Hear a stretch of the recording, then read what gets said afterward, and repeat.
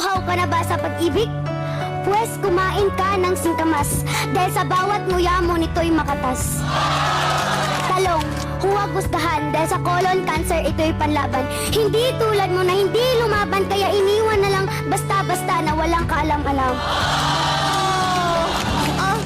Talong? Okay. Sigarilyas, pampatibay ng buto.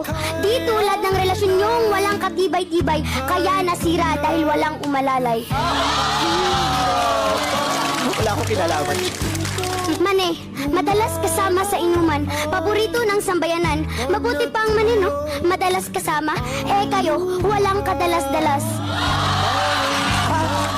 Mane? Thank you. Next. Sitaw, sa lahat ng putahe siya ay kasama, dahil nakikita ang kanyang mabuting dulot. Hindi tulad niya na bulag sa iyong halaga at tuluyan ka ng nilimot. Opo, tulad ng kaklase mong sip-sip sa eskwelahan, sumisip-sip din ito ng kolesterol sa ating katawan. Hindi tulad niya na hindi man lang inalam ang iyong halaga, sumipsip pa sa iba.